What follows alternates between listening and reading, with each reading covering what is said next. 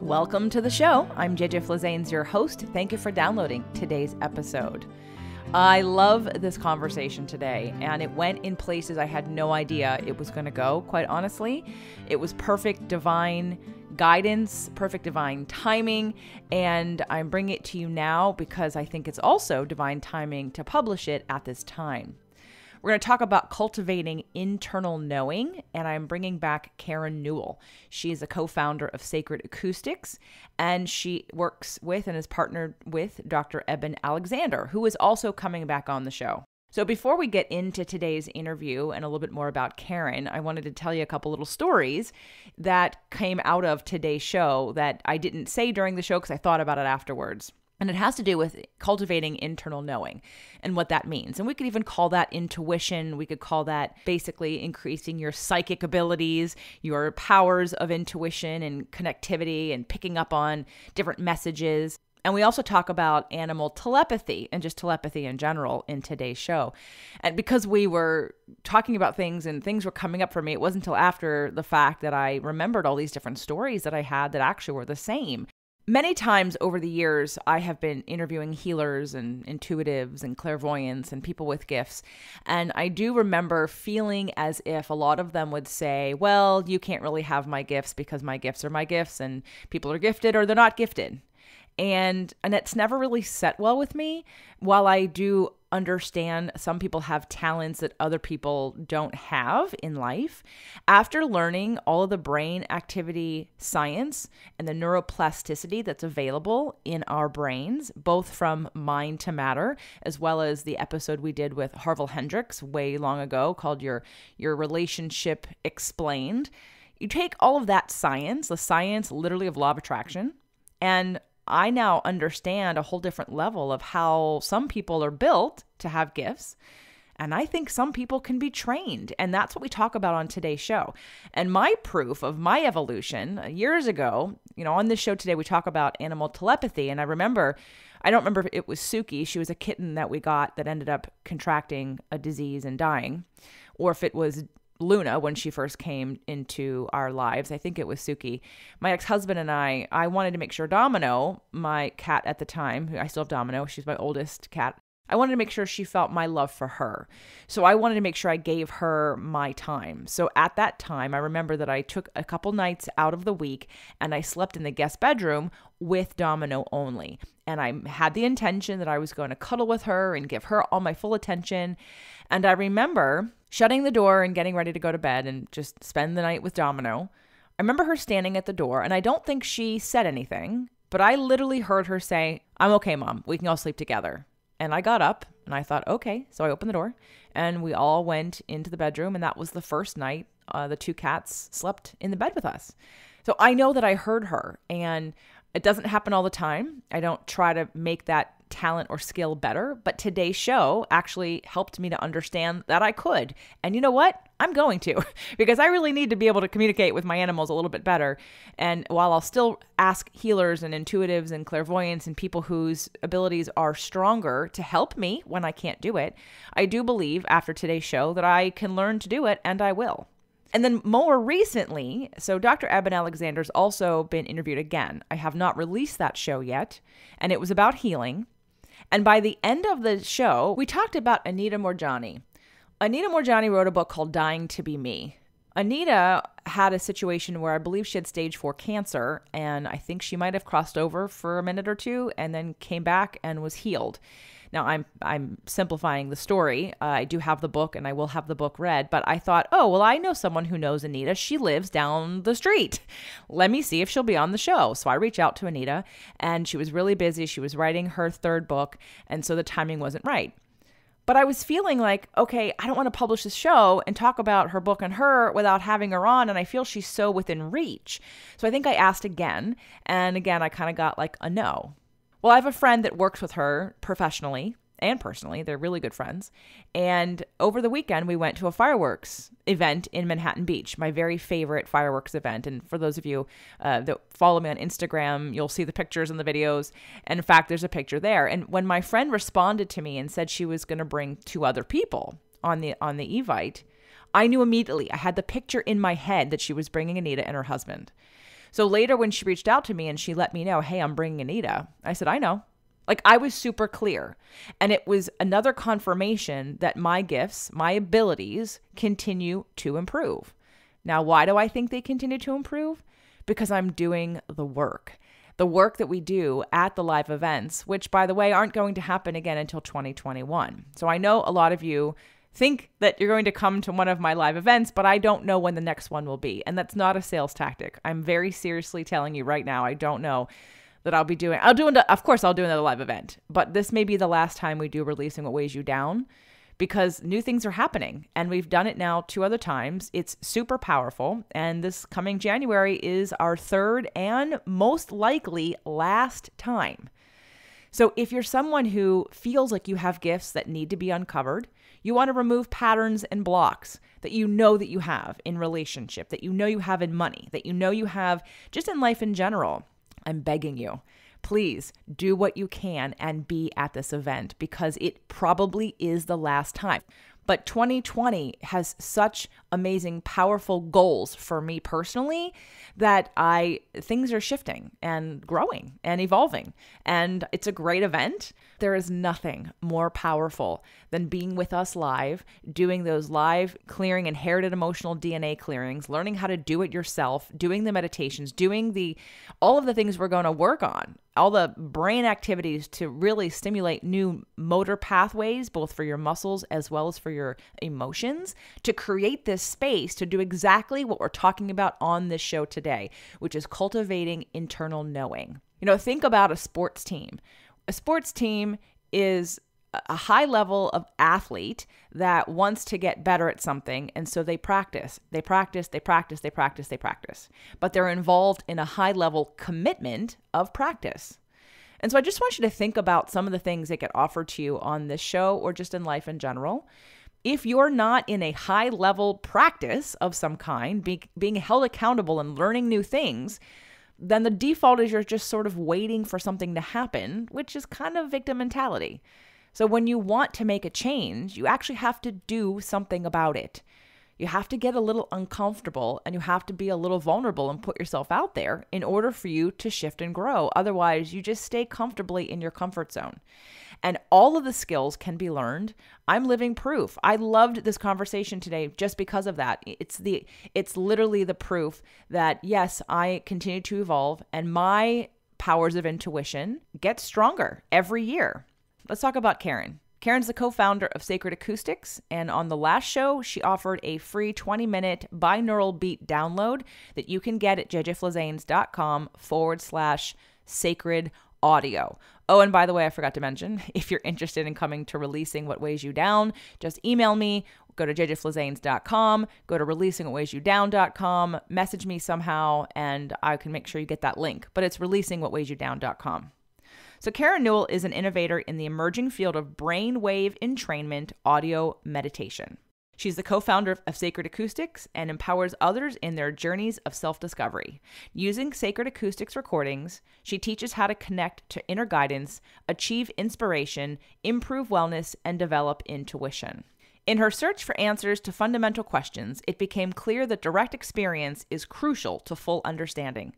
To bolster her strong sense of inner knowing and alignment with her higher nature, she enrolled in a series of hands-on experiential courses to investigate and develop such skills such as lucid dreaming, astral travel, telepathy, remote viewing, self-hypnosis, and different forms of energy healing. At international workshops presented with best-selling author Dr. Eben Alexander, Karen demonstrates key practices of consciousness exploration, heart awareness, intention, maintaining neutrality, emotional management, and cultivating internal knowing. She is the co-author with Dr. Alexander of their latest book, Living in a Mindful Universe, A Neurosurgeon's Journey into the Heart of Consciousness. Find out more about Karen and any of the links that I've mentioned in the show notes below. Welcome back to the show, Karen. Thank you, JJ. Thanks for having me back. I've heard from my community, those who have downloaded the Sacred Acoustics audio that we offered, to them, which was jjflazanes.com/sacred audio, that they've used it and they love it. And so I wanted to dive a little deeper into some of the work that got you into doing this and what some of the results are. And when we last talked, we had such a fun conversation, and I wanted to bring it even more focused into a line that I had read in your bio. I'm just going to read it now so everyone knows where I'm going with this, which was heart awareness. And we did talk about heart math a little bit last time. Intention, maintaining neutrality, emotional management, and cultivating internal knowing. So what's really front and center for me right now is in using intuition in business, using intuition in life, being able to trust that inner knowing. So what sticks out is that emotional management and cultivating internal knowing. Let's talk about how what your path and journey has been to develop the tools and practices that you have to create this and then teach it. Well, I'll start with the inner knowing. That was something when I was very young. And many children, I think, have this ability to really know inside when someone's telling you the truth or not. There's this certain feeling that would come over me when I thought I wasn't being given a proper truthful statement. And this mostly happened in school and church. So it wasn't, it was big things people would tell me, and I would feel inside that they weren't true. And so I had a lot of trouble buying into, for example, the Methodist teachings that I was being taught. And many of us, as we get older, just kind of give up and agree with what the adults say, but I didn't. And I kind of came to call this my truth meter. And part of it was the cognitive patterns that I would notice with my intellectual mind, but another part was just this feeling inside. And of course, as I grew older, I came to know this as what you just said, as intuition. And I wasn't always able to trust that intuition, even though I said I maintained that sort of truth meter ability.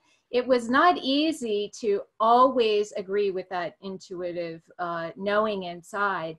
And I'll give an example of that. I was actually involved in a relationship, and I kept having dreams that this person was with other women.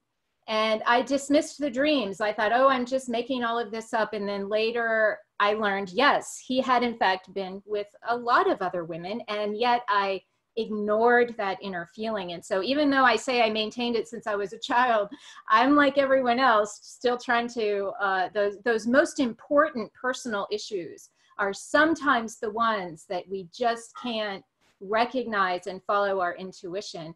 And I think it's because it's so related to our emotions and our subjective kind of opinions about things. And we get very wrapped up into emotional engagement in certain topics and people, and we don't want to let go. It's very challenging to truly accept that intuition while we're questioning our own reactions to it all. So that's kind of the basis of where it all, of the topic. But how I learned to tackle all of that was, first I had to learn to trust my intuition.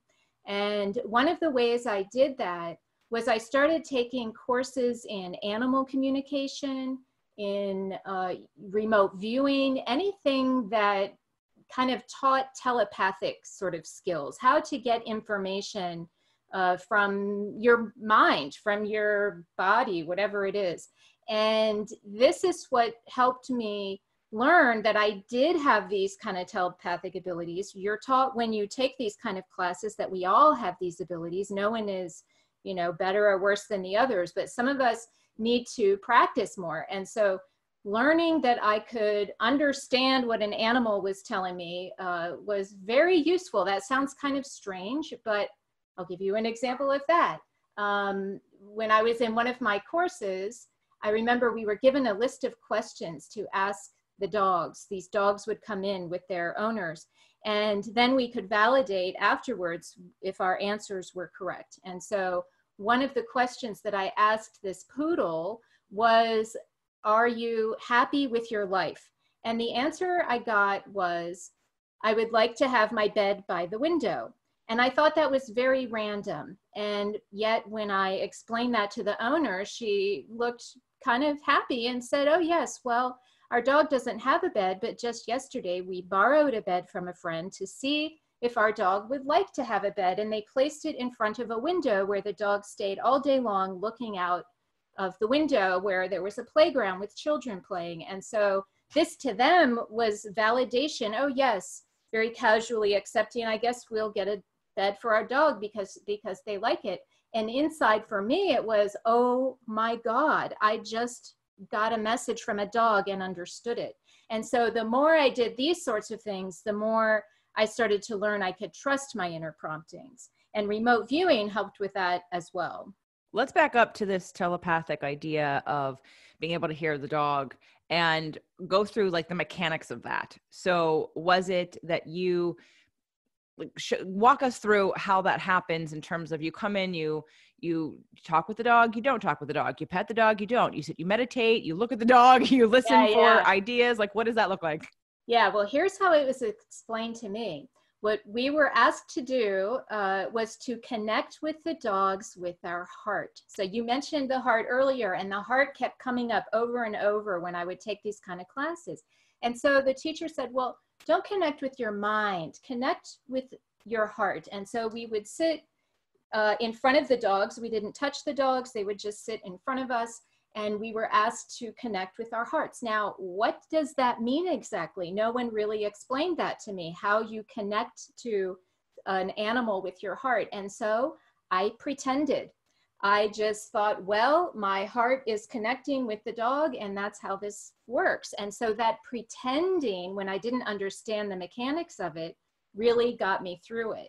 And no one could really explain how it worked. We all need to kind of come up with a way of these non-physical activities can't be explained like you would explain how a ball might be pitched to a catcher in a baseball game. You know, the techniques are much more personal and subtle. And so I would pretend as if I was getting information or connecting to the dog to ask my question.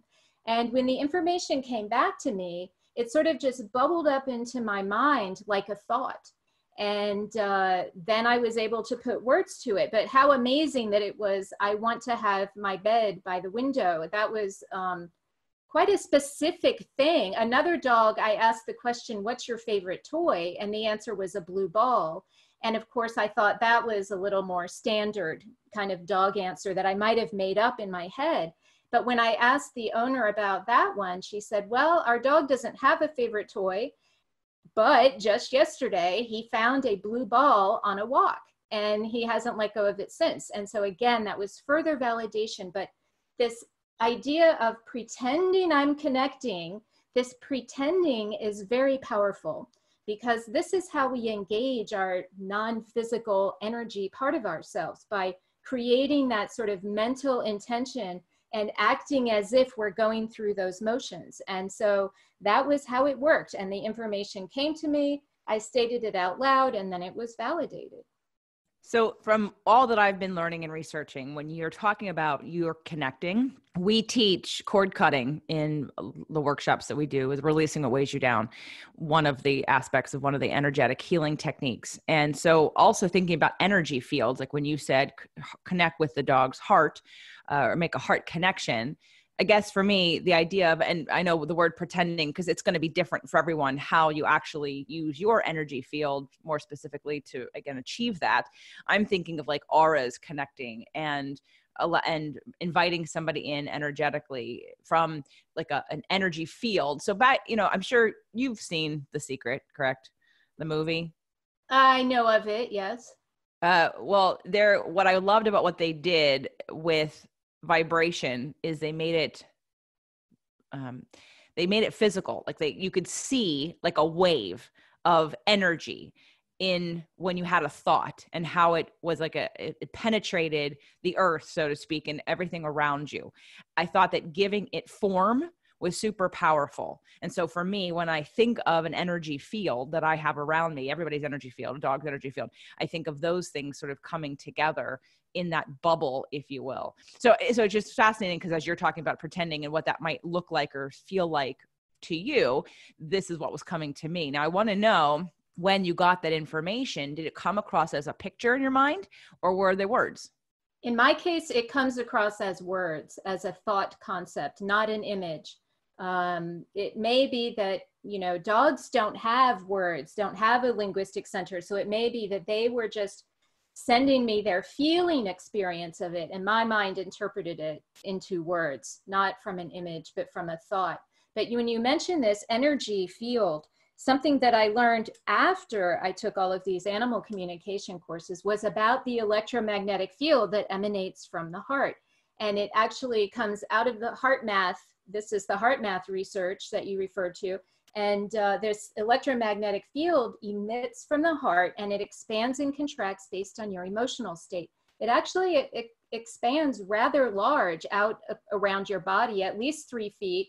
And in fact, every time they create a new device to measure that electromagnetic field, we seem to reach the limits of how far it can go. So in my mind, that electromagnetic field may actually be I don't know if infinite is a right word, but a much larger than we might think.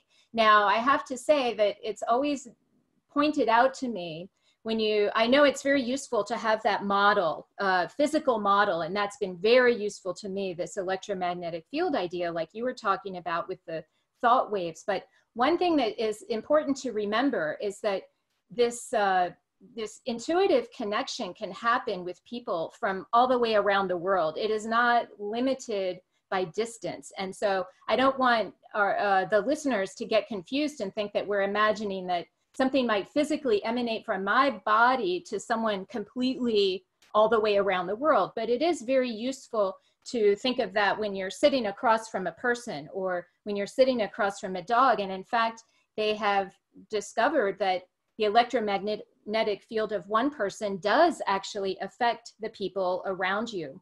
And so it is able to adjust your brainwave state and your heart rate variability. If someone is performing what they call a coherence technique, which is basically just generating a feeling of gratitude, sitting across from someone else who doesn't know what's going on, that person feeling gratitude is able to influence that other person in positive ways. So this is a really interesting facet of our energetic bodies that I think is very useful for us to be aware of. It's absolutely what I have used and teach with law of attraction practices in relationship, about influencing, getting yourself into a space where, again, you're in a state of appreciation or love or joy or freedom, and allowing that to influence someone else's either behavior, response, or even just how you show up or how you co-create with them in that moment. Again, choosing a frequency that you both can be at, and attracting or pulling out of somebody the best of them, or the frequency that you are on, because you're in a better, more powerful, better feeling place. So exactly. And that resonance almost not forces, but causes the other person to then resonate back to you. That's what you're describing. Yes. Absolutely. Yeah. And I think what's really fascinating, I know you're a Sag. Remind me of your moon. Cancer. Okay. All right. There it is. All right. So, because I'm the opposite in the fire and water, and Sag, I'm a Pisces with a Sag moon and a Sag rising and a Sag soul. Yes. Uh-huh. And so I think often that I try to explain, and I know, I do it from both sides as best as I can. I want to know your experience because I would imagine as a Sag first that you're the truth seeking, the information gathering, the learning, the expansion, the interest, the intrigue that Sages have about learning and truth seeking that I can't get away from, keeps us, I believe, many times in our head, because we love figuring things out. We love learning and taking that information, which sometimes can be that stops us from living from that heart space. And so I think that because you and I seem to have the same balance of that sort of brain activity and heart, and like what was strengthened first. Mine actually was in reverse. Mine was that I was the feeler. And then, because I didn't actually think I was smart, and until I learned science of the body in when I started personal training, and I recognized that I actually could do science. Science was never interesting to me because it wasn't mechanical. I couldn't see it. The minute I started doing personal training and learning about physiology and used a old program from, I think it was called Atom, and they would go through literally an action potential, which is the action potential of the brain idea of having to move, and then all of the chemical and electrical processes that happened from the action potential into muscle contraction. And when you explain it just with words, it never stuck. I'd get confused. I wouldn't be able to learn it. And then the minute the Atom company took it and made it graphic, made it mechanical, put color to it, made the electrical versus the chemical super easy to see it, then I could remember it quickly. And so I'm curious as to what in your experience has been, it sounds like it was for you maybe logical first and then heart. Am I incorrect in that, or is that on par? You're absolutely correct. I was reading at age 4. Both my parents were very big readers, and we were constantly reading, constantly learning. And I took that all the way through my entire school year. Learning was very easy for me, memorizing, reading, all of that, exactly the opposite of you. And yet I had this detriment in feeling. And so what I mean by that is I grew up understanding, and I think many of us do, that it's not appropriate to lose control or, be over emotional out in public, out in the world. And so we were taught to, don't cry and keep it to yourself. And so in the process of doing this, I would have hurt feelings that I had to just put away. I had to put them inside. And so I was actively taught not to feel. And I learned that when I was at school and had an opinion that I wanted to share with the teacher, that it wasn't appropriate to interrupt and to really just keep my mouth shut. And so that's what I did. I kind of suppressed my feelings about certain things just to get along in the world. And I grew up with brothers, and boys and girls are raised differently. And I learned this through personal experience when I began to interact with girls out in the world. They communicate with each other very differently than boys. And I was much more conditioned to be with boys, where feelings aren't quite as important in that interpersonal interaction. And people can kind of get over things very quickly.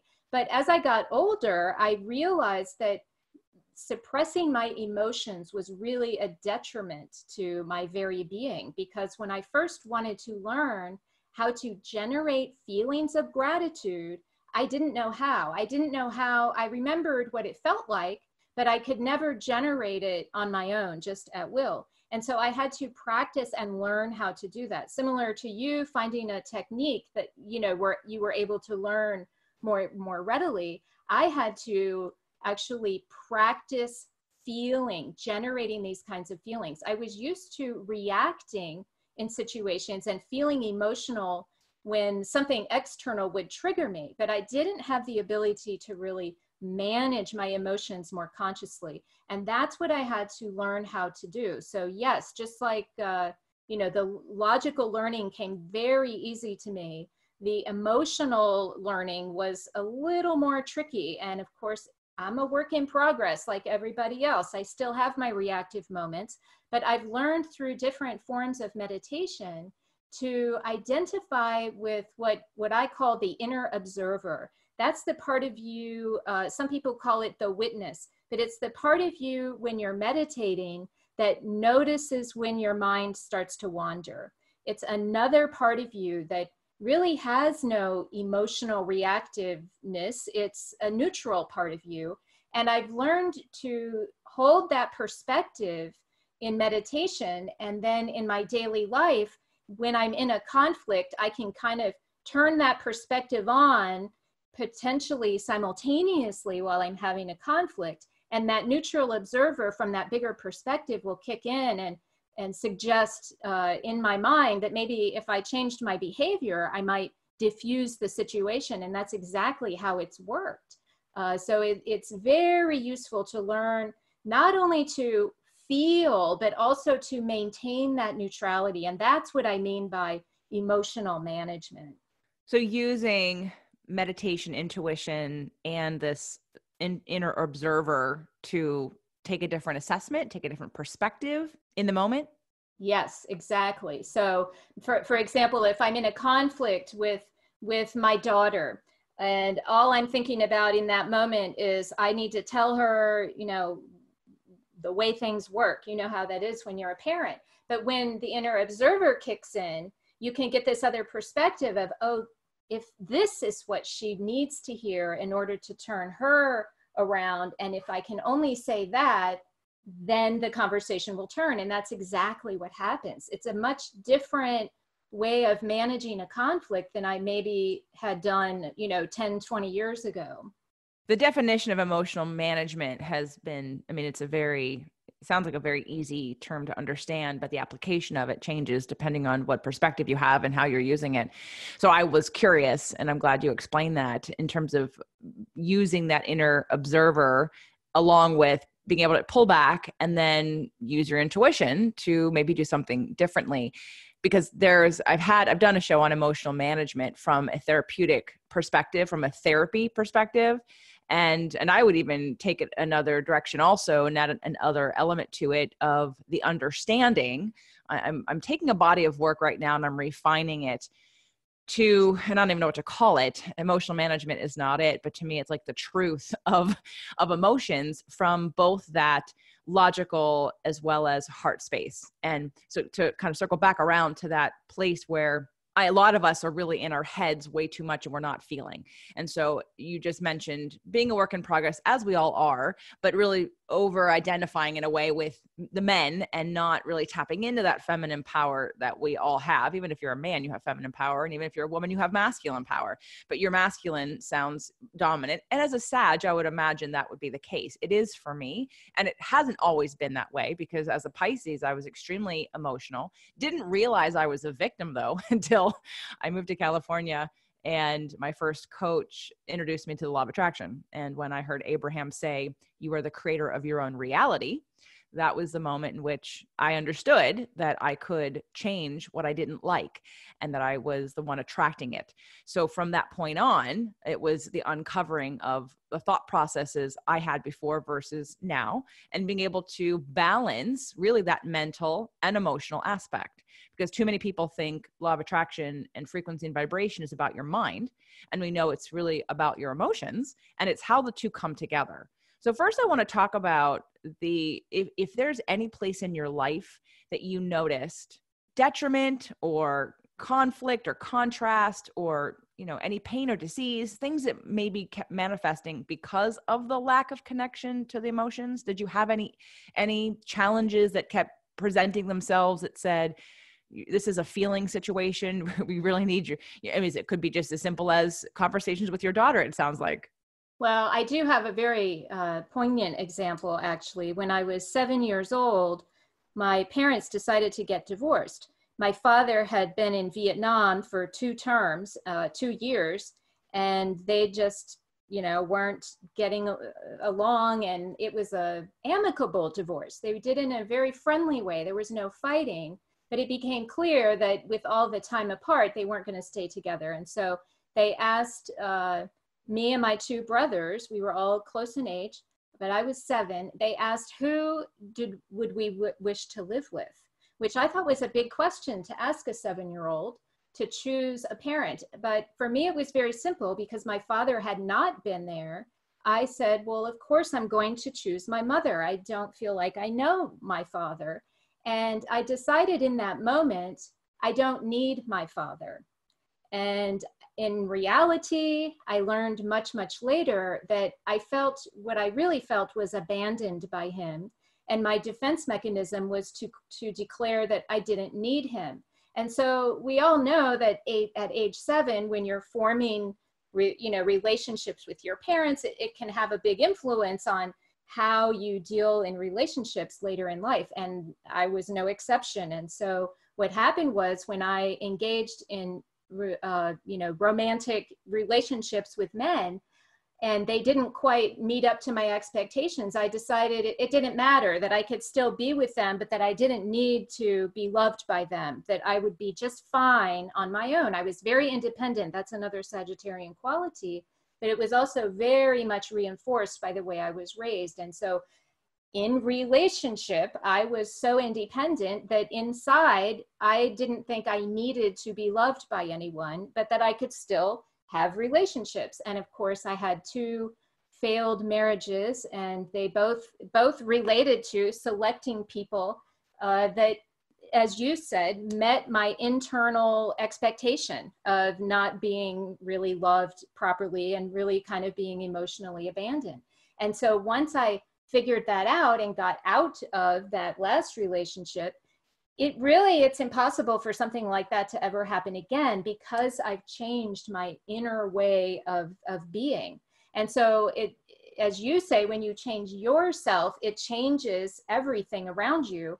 And really, it's not even possible, I don't believe, for me to be involved in a relationship now where I would allow that to happen. And so these are big, they can be small, but they can also, one little decision at age 7, well-meaning and important in that moment, so that I didn't feel sad and abandoned as a child, yet it set me up for not really knowing how to manage myself in that kind of relationship. And coupled with that was this idea of being raised with boys. And so I thought of men always as my brother, and so it was very interesting how I navigated those types of relationships. I would say over the first 45 years of my life, had a little bit of a detriment because of that fateful decision. And so do you feel like that was the groundwork, so to speak, to have you be interested in the work that you're doing now? I know most of us teach what we need to learn, and we work on things hopefully to heal that which we have been wounded by. And not always, sometimes we just repeat patterns when we're unconscious about whatever our wounds are. But what led you into even focusing on the work that you're doing now? Like what was the pull or the push? Well, very interesting. That absolutely was not the drive to get me interested in this sort of thing, but it definitely was what I uncovered along the way. And so my initial drive for all of this was really just wanting to understand how the world worked. I wanted to understand intellectually. And so I had been reading and reading and reading my whole life. I wanted to move beyond the typical sort of Western Christian teachings, and I read a lot of other sort of esoteric writings, things like Kabbalah, Theosophy, Anthroposophy, some Eastern teachings, but I was more drawn to the Western esoterica because I have a Western mind, and they all seem to kind of converge together in the end. But eventually, with all of this seeking of knowledge, as you aptly described Sagittarians, that fits me to a T. I wanted the truth of the universe, and it wasn't available in books or writings. People always seem to contradict themselves, or contradict each other when I would read the different options. And I couldn't pick one of these belief systems as being true above all others. But what I realized was this kind of knowledge from books isn't enough to really understand how the world works. Personal direct experience is key. And so I wanted to generate experience. I wanted to learn how to be telepathic. I wanted to learn how to have an out-of-body experience. I wanted to learn how to communicate with spirit guides and all of those kinds of things that I was reading about. And so I set upon a pathway of cultivating and generating personal experience for the purpose of understanding how the world works. And that grander sort of motivation was fabulous. But in the end, what I was really doing was pushing myself to grow personally and to tackle those emotional issues that I was very used to just leaving to the side. I thought, oh, I can handle my emotions. I'm just fine. And I could stay balanced. And yet, when I first started meditating, when I first started learning techniques of going within and quieting the mind, one of the first things I encountered were these deep feelings of loneliness and despair that I didn't even realize I had. And once I started uncovering those, triggering them, releasing them, transforming them into something else, that's when I started to understand how the world works. And so I wasn't going to find it in a book or someone explaining it neatly to me. I needed to experience it firsthand. And many people will have these spiritual experiences that kind of come unbidden, or some people grow up naturally being telepathic and able to communicate with souls of departed loved ones like mediums do. Lots of people have these natural abilities, and yet not all of us are able to tap in. And it's possible for all of us to do it. I completely believe that, because when I first started doing this, I was as dense as a doorknob when it came to sensing and feeling energy and to understanding how to connect with those animals. I was one of those people just kicking and screaming, wanting it to just be handed to me with neat little instructions, but that's not how it works. And once I started to really generate these types of experiences, then it all really came together. I'm glad that you said that, because what I have found over the years is when I come at intuition and clairvoyance and telepathic abilities, let's say, when you ask someone with gifts how someone else can learn how to have gifts, some of them don't think anyone else can have them. And I'm not saying I believe there are definitely degrees of gifts that people can have, but I also 100% know that the neural pathways that we create, as you were doing, as you were in there learning, the more you created these different brain patterns, the more you had the ability to have an experience. And so that's science that I know you know very well, and science that I've been learning. So I look at it as building muscle. If you've never been in a gym and you've never exercised ever, then everything's going to be pretty hard at first. Your body doesn't know what to do with it. When I use exercise on people and we start, let's say, it's always with women, it's very interesting over the years, doing like a chest press, let's say. I'll take them through the neurological pathway first so that they understand where they're pulling from and where they're pulling to, and how to engage their muscle with their brain, so that we're actually activating those fibers in order to make the muscle contract and to move the bones and the joints in the way they need to move. It's not a tracing a line outside of themselves. It's going deeper to actually activate the movement from within. And that neural pattern, which I know very well and talk about and never can ever show anybody on a video, or, I mean, I can show them, but it isn't until I work with someone one-on-one that they actually get the experience. Because as you said, you can read it in a book, I can explain it, they can hear it, but until you feel it, until you understand the process and you can see how your brain can contract or not, and can activate new fibers and new tissues when you focus on it, when you visualize it, when you understand what's happening in the body, all of a sudden we create new neural pathways in the body, which is how I believe we go about rehabbing most of the things that we have going on with our bodies, which is why my training is very different than anyone else I know when it comes to personal training. But taking that same concept, because I recently taught it at my manifestation boot camp, I thought, I'm just in the beginning stages, because as I think I said to both you and Dr. Alexander before, I'm that intuitive knower. I am that emotional intuitive knower that I personally don't need the science to know it's true. However, it is fun to learn the science, to be able to teach it, and to be able to take someone from disbelief to belief, to be able to know without a shadow of a doubt, because I understand the sciences of these spiritual or emotional principles that other people poo-poo because they don't think it's valid. And when you can scientifically show its value and its proof, all of a sudden now we've switched gears, and this energy healing woo-woo stuff is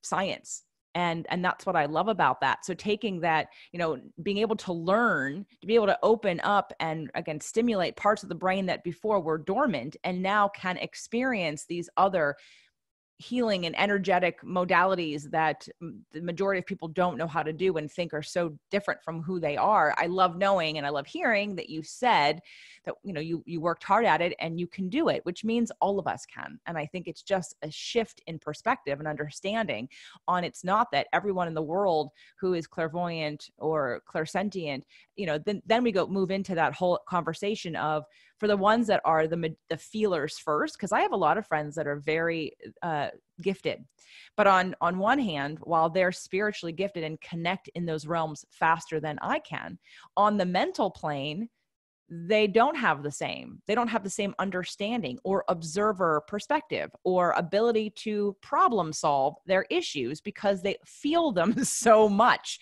and they drown in their feelings so much that I would love some of them to use their mental capacity to pull back in observer mode and do a little problem solving so they stop drowning in their feelings.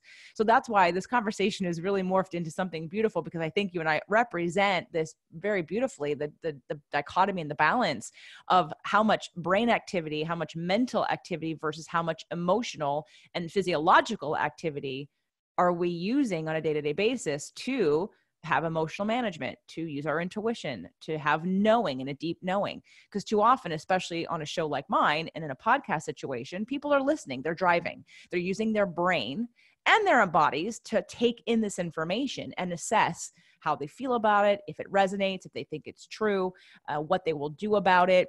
And so thank you for sharing. I know we shared that in the last conversation that we had as well, but I think it's even more important to me in this moment because I'm moving into wanting to help connect people who are on a journey, not only of health, but of wealth, and connect all of it together. I think too often we make choices that focus on in one direction, and then we let the other things go by the wayside. We don't give everything that's important in our life balance and appropriate time dedication, if you will. So I want everyone to hear that if you would like to increase your intuition, you can do it. And you can do all of these things. If you're someone who wants to communicate with animals, you can.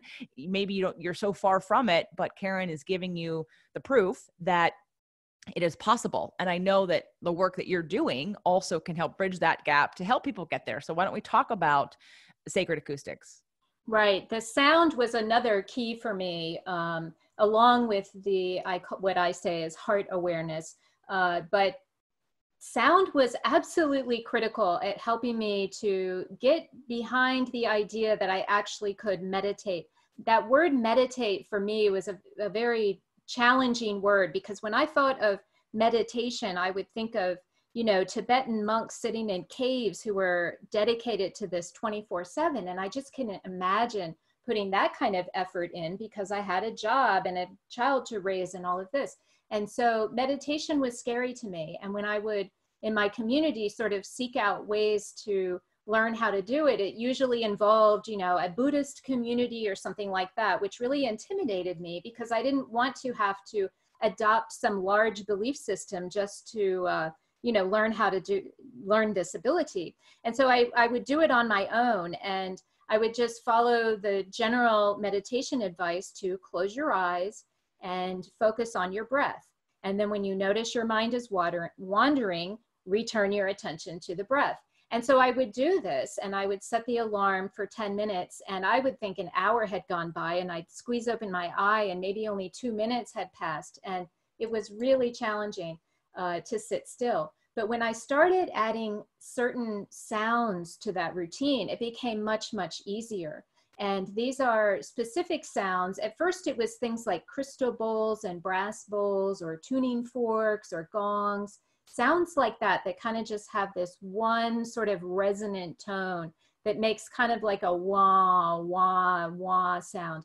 And those can be very kind of luring to get into a relaxed state. And specifically, binaural beats are designed to create that wah, wah sound. And they're designed to affect the brainwave state. So a binaural beat is when you put one frequency in one ear and a slightly different frequency in the other ear. And it's the difference between the two that equals the brainwave state that we're trying to achieve. So for example, we often include a 4 hertz signal in these binaural beats because that's that border between awake and asleep, where the body can become profoundly relaxed, but the mind is still aware. And when I first started listening to these, I would just fall asleep, because I was, responding to that borderline between awake and asleep. And it took some practice to maintain my awareness. A very interesting clue is when you're laying there and you think you're aware and you're not doing it right or something, and then you hear yourself gently snoring. If you hear yourself snoring, it means your body is profoundly relaxed and your mind is aware and alert. And I thought it would be that feeling. I thought would be a little more profound, a little more obvious, a little more different than my physical way of being. But it's not that different. It's very subtle. And so it takes practice to recognize these subtle states. And yet, when you're in a subtly different state, it can make all the difference on how you view the world and how you choose to interact with it. And so these types of sounds were very useful for me. I eventually met this person, Kevin Causey, who ended up being my business partner in the company Sacred Acoustics. He's the primary audio engineer, but we worked together to create these sounds. We started out creating them just for our own personal use, but eventually made them available to others. And that's when Dr. Alexander, who you mentioned, invited me to help teach people how to use these tones to engender these kinds of transcendental states. And some people have the motivation to use these kinds of sounds for things like out-of-body experience and remote viewing, but many people listen to them just to get a good night's sleep, to relieve anxiety. We did a pilot study in Manhattan, and after 2 weeks of listening, people reduced their anxiety by 26%. So that's pretty remarkable. And so you don't have to have some spiritual goal to find these kinds of tones useful. Other people listen to them to help them focus or study. But my favorite thing to do with them is related to aspects of personal growth. When we can really get behind our limiting beliefs, our reactive emotions, and really start to gain that grander perspective, it helps live our lives on all levels. So we had set up a link. It's jjflizanes.com/sacred audio to get a free audio to try. Can you tell everyone who's listening who didn't do it the first time what they can experience when they sign up to get that free audio? Okay, when you put in your email, we'll send you a link to a 20-minute recording that contains what we call our frequencies. And so we invite you to use headphones. Do not listen when you drive. If you're driving now, we do not recommend that. But listen with headphones, find a quiet moment, and see what happens. Everyone is going to respond slightly differently because we're all starting with a different set of brain waves. In fact, they discovered somewhat recently that our brain waves are unique enough from one to the next person that they could even be used as fingerprints. So it's no surprise that we respond differently when we listen to these tones, but generally speaking, people will feel a relaxed sensation and maybe some vibrations in their body. Others will have, visual things. It all is, the exciting part is to try it and see for yourself how it might work. And also on that website, sacredacoustics.com, once you get there and put your email in, you'll find a free series of training videos where I explain a lot more of the specifics on how all of this works. And what is a time frame that people should dedicate to trying it to really get the best benefit? The best benefit is going to come if you put in at least 20 minutes a day. That's why we made this free recording, 20 minutes. And some people, that's all they ever listen to, and they gain benefit from that, and it's completely free and it's yours to keep forever.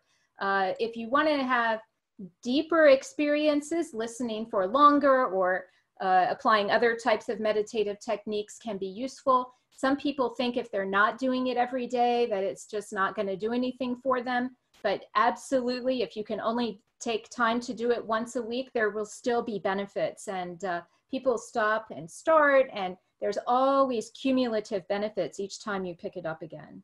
Okay. So again, and I believe there's also another free offer from Dr. Alexander at this link as well. It's jjflizanes.com/sacred audio.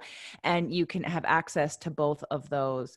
So Karen, what's next for you? What's next in the world of taking this information and spreading it around the world?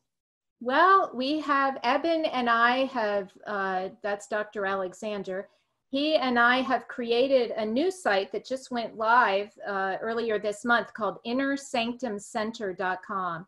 And that's where we've created a program, and we include some other audio files. And we hope to do live Q&A sessions once a month and really engage on a level that we haven't really done before online. But it's what we do in person when we teach our workshops. And we hope that this will help us reach more people with learning how to really get to know your inner world, because the more that you can refine your inner world, the more that you'll find your outer world seems to take care of itself. All right. Well, everyone, those of you that haven't already checked out and downloaded your free 20-minute binaural beat meditation, go to jjflizanes.com/sacred audio. And from there, look around for the free trainings. And there are other more specific audios designed for different purposes. I know you have one on healing, right? Yes, there's all kinds of purposes that healing and sleeping and focus, all of those things. Yes. Great. Karen, this has been a delightful conversation, and I really appreciate you taking the time out to be on the show again. And I know everyone's going to go over and get at least their 20-minute and explore that further, especially those of you that resonate with Karen's story and with everybody's story. But if you're that person who's just in your head more than you want to be, we need to open up some of those parts of your brain so we can experience, again, that the penetration of emotion that so powerfully attracts everything that we want to us. So I really appreciate the work that you're doing. I love it. I think that audio and sounds, just like you, I have that same desire to simplify and to really get into meditation or into a different brain state quickly. And I also love your audios and love binaural beats, because I think that does really help most of us who are thinkers get there really quickly. So thank you again for being on the show today. Well, thank you for inviting me. It's been a real pleasure to have this conversation.